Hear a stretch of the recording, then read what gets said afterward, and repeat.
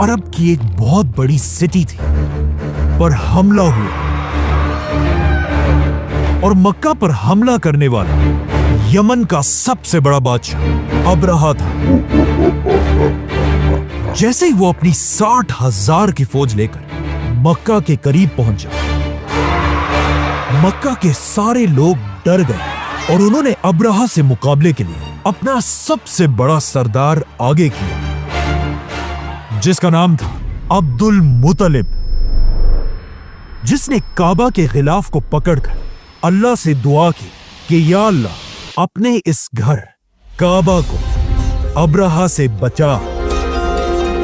جس کے بعد اللہ نے ایک میریکل سے ابرہہ اور اس کی ساری فوج کو تباہ کر دیا اور مکہ یہ جنگ جیت گئے۔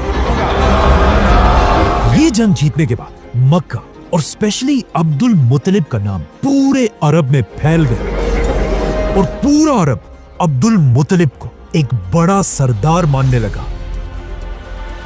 لیکن اس کے کچھ ہی عرصے بعد عبد المطلب اس دنیا سے چلے گئے، جس کے بعد ان کا بیٹا ان کے قبیلے بنو ہاشم کا نیا سردار بنا، حضرت ابو طالب۔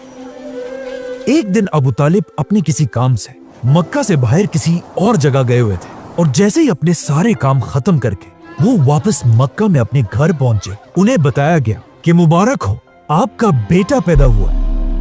جس کا نام آپ کی بیوی فاطمہ نے حیدر رکھا ہے، جس کا مطلب ہے شیر۔ لیکن ابو طالب نے کہا نہیں، اور انہوں نے اپنے بیٹے کا نام حیدر سے بدل دیا اور اس کا نام رکھا علی۔ اس وقت ابو طالب مکہ کے سب سے بڑے سرداروں میں سے ایک تھے، اور حضرت علی مکہ کے بڑے سردار کے سب سے چھوٹے بیٹے تھے۔ جب حضرت علی کی ایج 5 سال ہوئی، اچانک اسی سال عرب میں ایک بہت بڑا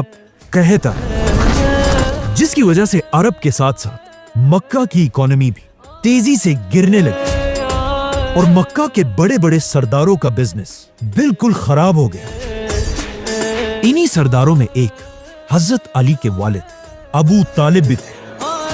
بلکہ ابو طالب کے گھر کے حالات اتنے خراب ہوئے کہ ان کے لیے اب اپنے گھر والوں کا خیال رکھنا بھی مشکل ہو گیا تھا۔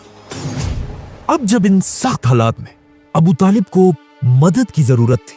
اس وقت ان کی مدد کے لیے انہی کا بھتیجا آگے بڑھا، حضرت محمد صلی اللہ علیہ وسلم۔